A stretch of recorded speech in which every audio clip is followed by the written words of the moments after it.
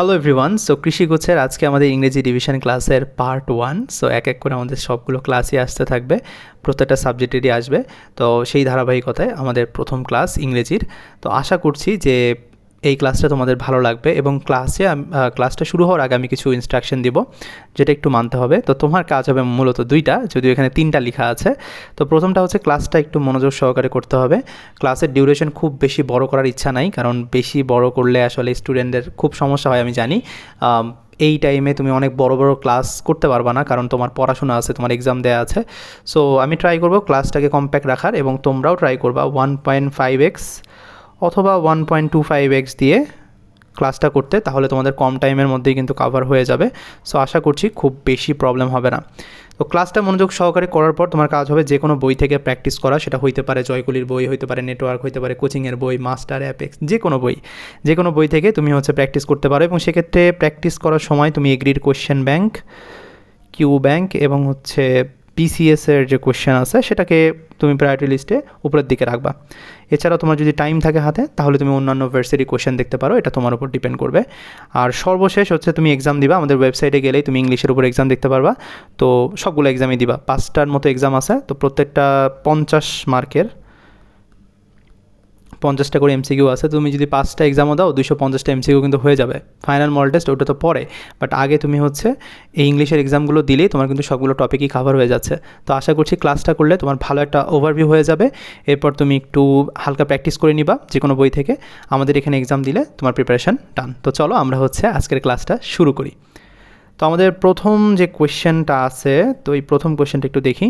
The heavens are above.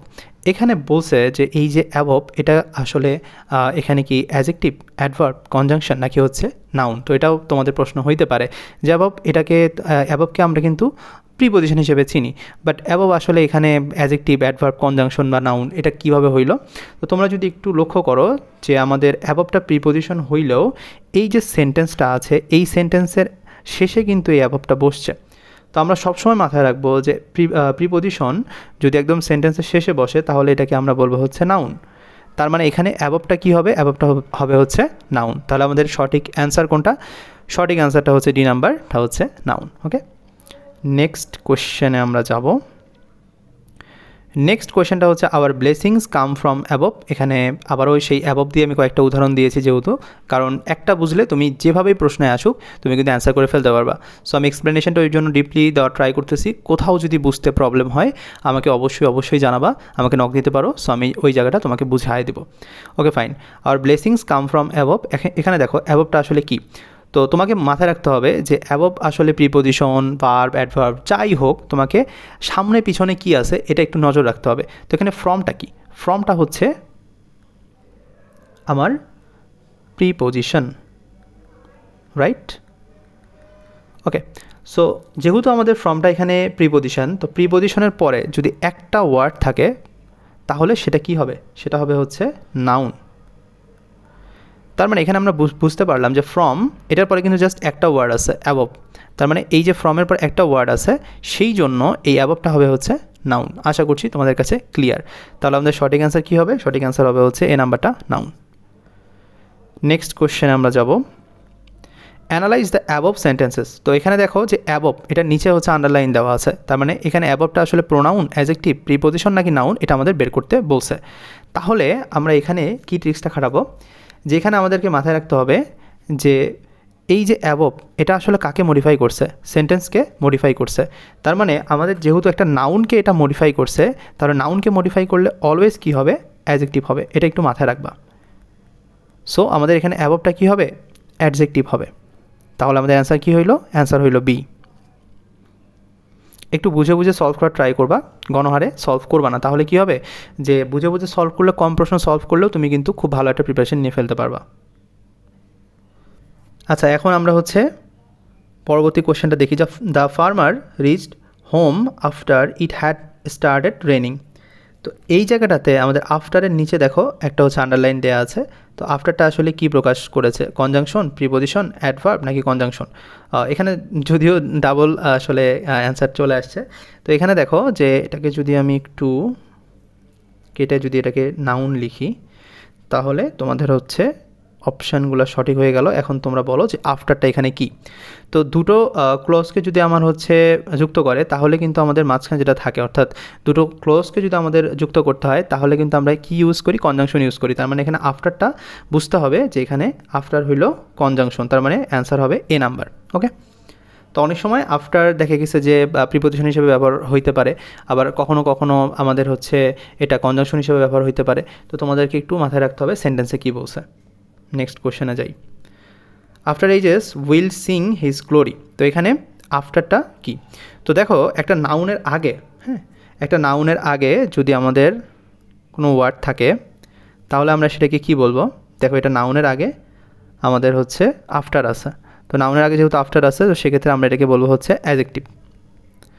Okay, so এটা নিয়ে confusion, মানে কনফিউশনে পড়ার কিছু নাই। তো এখানে আফটার যেহেতু অ্যাডজেক্টিভ হবে তো আমরা এটার অ্যান্সার দাগাবো হচ্ছে বি নাম্বারটা। নেক্সট কোশ্চেনে যাই। All spoke in his favour. এখানে অলটা কি? অল হচ্ছে প্রোনাউন। তো অলকে আমরা প্রোনাউন হিসেবে চিনি, যেহেতু এখানে সাবজেক্ট হিসেবেই বসছে তো এটাকে আসলে চেঞ্জ করার কোনো কিছু নাই। তার মানে এটার অ্যান্সার হবে হচ্ছে বি নাম্বারটা, প্রোনাউন। এটা খুবই সহজ একটা কোশ্চেন ছিল, কারণ দেখে গেছে যে অনেক সহজ কোশ্চেনও আসবে, তুমি তখন ভাববা যে এটা অনেক জটিল। সো এইভাবেও কিন্তু অনেক সময় ভুল হয়ে যায়। সো কোশ্চেন দেখে তারপর হচ্ছে অ্যান্সার দিতে হবে। হি স্টুড বিফোর মি। এখানে বিফোরের নিচে হচ্ছে আন্ডারলাইন দেওয়া আছে, তো বলছে যে বিফোরটা কি সেটা খুঁজে বের করো, নাউন, অ্যাডভার্ব, প্রিপোজিশন নাকি ভার্ব। তো এখানে দেখো মির সাথে কিন্তু সম্পর্ক স্থাপন করছে বিফোর। ওকে, সো যেহেতু মিয়ের সাথে বিফোর সম্পর্ক স্থাপন করছে তো সম্পর্ক স্থাপন করলেই কি হয় সেটা প্রিপোজিশন। তার মানে আমাদের অ্যান্সার কী হবে? অ্যান্সারটা হবে হচ্ছে C number. Okay, down went that Titanic in the sentence down is, অর্থাৎ এখানে ডাউনটা আসলে কি প্রকাশ পেয়েছে? তো ডাউন ওয়েন্ট বলছে, তো ওয়েন্টটা কিন্তু এখানে ভার্ব। মনে রাখবা যে এখানে যেহেতু ভার্বকে মডিফাই করছে ডাউন, তো সেই জন্য ডাউন হবে হচ্ছে অ্যাডভার্ব। অনেকেই বলো যে অ্যাডভার্ব কি সামনে বসে নাকি? অবশ্যই বসে, সেটা তোমাদেরকে দেখালাম। তার মানে এখানে ডাউন যেটা সেটা কিন্তু অ্যাডভার্ব হিসেবে ব্যবহৃত হয়েছে। আমাদের অ্যান্সার কী হবে? অ্যান্সার হবে হচ্ছে বি। যেহেতু আমাদের ওয়েন্ট একটা ভার্বকে মডিফাই করছে তার মানে ডাউন হচ্ছে অ্যাডভার্ব। নেক্সট কোশ্চেন আমরা যাই। In which of the following sentence like has been used as preposition. তো এখানে আমাদের লাইকের নিচে একটা আন্ডারলাইন দিতে হবে। তো এখানে বলছে যে লাইক আসলে কোথায় প্রিপোজিশন হিসেবে ব্যবহার করা হয়েছে। তো তুমি অপশানগুলো দেখো, অপশানগুলোর মধ্যে তোমাকে আসলে অপশান টেস্ট করতে হবে। তো এখানে লাইক আসলে কোন জায়গাটাতে আমরা হচ্ছে প্রিপোজিশন হিসেবে দেখতে পাই? প্রিপোজিশন হিসেবে দেখো প্রথমটাতে কি পাওয়া যায়? He likes to eat fish, no. দ্বিতীয় নম্বরটা দেখো, he climbed the tree like a cat. এখানে কিন্তু আমরা প্রিপোজিশন হিসেবে দেখতে পাই। কিভাবে দেখতে পাই? যেখানে দেখো লাস্টে কি বলছে? আ ক্যাট। এখন এই যে আ ক্যাটের সাথে কিন্তু লাইক এটা কিন্তু সম্পর্ক স্থাপন করছে, রাইট? সো যেহেতু আমাদের এখানে আ ক্যাটের সাথে লাইক সম্পর্ক স্থাপন করছে তার মানে এখানে লাইকটা হবে হচ্ছে প্রিপোজিশন। সো আমরা কিন্তু বলতে পারি, যেহেতু দেখো 2 নম্বর অপশান টেস্ট করি কিন্তু আমাদের অ্যান্সার মিলে গেছে। আমাদের বাকি যেগুলো আছে এগুলো কিন্তু আমার দেখার দরকার নেই। তার মানে আমাদের অ্যান্সারটা হবে হচ্ছে বি নাম্বারটা। ওকে, আমরা নেক্সট কোয়েশ্চেনটা দেখব যে করিম হেডেড দ্য বল। এখন এখানে করিম আছে, এটা হলো সাবজেক্ট, এখানে দ্য বল এটা হলো অবজেক্ট, মাঝখানে কি থাকবে? এই হেডেড এটা হচ্ছে ভার্ব। তার মানে এখানে আমাদের অ্যান্সার হবে হচ্ছে এ নাম্বারটা। Okay, which of the following sentence is having the word near as adverb. তার মানে এখানে বলছে যে এই যে নিয়ার এখানে কোথায় অ্যাডভার্ব হিসেবে ব্যবহৃত হয়েছে। তো আমরা যদি অপশানগুলো দেখি যে দ্য টাইম নিয়ার্স, নো এখানে হইল না। He is a near relation, তারপর এটাও হইল না। এবার ড্র, নিয়ার অ্যান্ড লিসেন। এখন দেখো এখানে ড্র এটা কিন্তু একটা ভার্ব, এই ড্রটা কিন্তু একটা ভার্ব। সো ভার্বকে মডিফাই করছে নিয়ার, ঠিক আছে? তো যেহেতু এটা আমাদের এই যে নিয়ারটা এই যে ভার্বকে মডিফাই করছে, তো আমি আগেই তোমাদেরকে বলছি যে ভার্বকে যদি মডিফাই করে তাহলে সেটা হবে হচ্ছে অ্যাডভার্ব। তার মানে এখানে নিয়ার কি হইল? নিয়ার হচ্ছে অ্যাডভার্ব হয়ে গেছে 3 নম্বরের ক্ষেত্রে। তার মানে আমাদের 4 নম্বর দেখারও দরকার নেই, অপশান টেস্ট করে আমরা মিলাই ফেলতে পারছি। সি নাম্বারটা হচ্ছে right answer. Okay, it is no joke. তো নো এর নিচে হচ্ছে আন্ডারলাইন দেওয়া আছে। The underline word in the sentence is, এখানে কি হবে? নো। সো যেহেতু জোক এটা কিন্তু আমাদের হচ্ছে নাউন, সো নাউনের আগে যদি কোনো কিছু থাকে তো সেটাকে আমরা কি বলতে পারি এখানে অ্যাজেক্টিভ। এমনিতে নো হচ্ছে ডিটারমিনার, কিন্তু যেহেতু যোগ এখানে নাউন, সো নাউনের আগে যেহেতু নো বসছে, সো সেটাকে আমরা বলতে পারি হচ্ছে অ্যাজেক্টিভ। আমাদের রাইট অ্যান্সার হবে হচ্ছে এই নাম্বারটা। ওকে, নেক্সট কোয়েশ্চেন দেখি। Choose the correct parts of speech of the underline word, please take what I have, only let me go. So এখানে কিন্তু অনলি এটাকে হচ্ছে তোমাকে বের করতে বলছে, যে এটা বের করো যে এটা কি প্রোনাউন, অ্যাডভার্ব, কনজাংশন নাকি হচ্ছে ভার্ব। তো দেখো এখানে যেহেতু আবারও একই মানে আগের মতো একটা কোশ্চেন, যে দুটো ক্লজকে কিন্তু এটা হচ্ছে যুক্ত করছে, যে please take what I have এবং হচ্ছে লেট মি গো। সো দুইটা ক্লজকে যেহেতু আমাদের যুক্ত করছে এই অনলি, সো সেটাকে আমরা বলবো হচ্ছে কনজাংশন। আমাদের অনলিটা হবে এখানে কনজাংশন। রাইট অ্যান্সার হচ্ছে সি নাম্বার। চলো আমরা নেক্সট কোশ্চেনে যাই। নেক্সট কোশ্চেনটা হচ্ছে I can not write the wrong. So এই ক্যান নট বা কুড নট এগুলোর পরে কি হয়, এগুলোর পরে আমাদের যে ভার্বটা থাকে সেটার কিন্তু বেস ফর্ম হয়। তার মানে এখানে রাইট যেটা আমরা দেখতে পাচ্ছি, ক্যান নটের পরে রাইট বা কুড নটের পরে যদি রাইট থাকতো তাহলে সেটাকে আমরা বলতে পারি হচ্ছে কি বলতে পারি, আমরা এটাকে ভার্ব বলতে পারি ডিরেক্ট। তার মানে আমাদের অ্যান্সার হবে হচ্ছে বি নাম্বারটা, verb. Next question, she did it right. Okay, so এখানে রাইটের নিচে হচ্ছে আন্ডারলাইন দেওয়া আছে। তো এখানে রাইটটা কী হবে, অ্যাডজেক্টিভ, অ্যাডভার্ব, প্রিপজিশন নাকি নাউন? আমাকে একটু বলো। যেহেতু এখানে দেখো ডিড এটা ভার্ব, এটাকে মডিফাই করছে, তো ভার্বকে মডিফাই যেহেতু করছে তাহলে সেটা কি হবে, অ্যাডভার্ব হবে। তার মানে এখানে আমাদের রাইট যেটা রয়েছে সেটা হবে হচ্ছে অ্যাডভার্ব। তার মানে যেহেতু আমাদের রাইট এখানে অ্যাডভার্ব, তার মানে আমাদের অ্যান্সার হবে হচ্ছে বি নাম্বারটা। আশা করছি কোনো প্রবলেম নাই, যদি প্রবলেম থাকে তাহলে আমাকে জানাইতে পারো। নেক্সট কোয়েশ্চেনটা দেখি আমরা। The word still is used as an adjective in which the following sentence. এই স্টিল এই যে এই ওয়ার্ডটা আছে, তো এই ওয়ার্ডটা কোথায় অ্যাডজেক্টিভ হিসেবে ব্যবহৃত হয়েছে?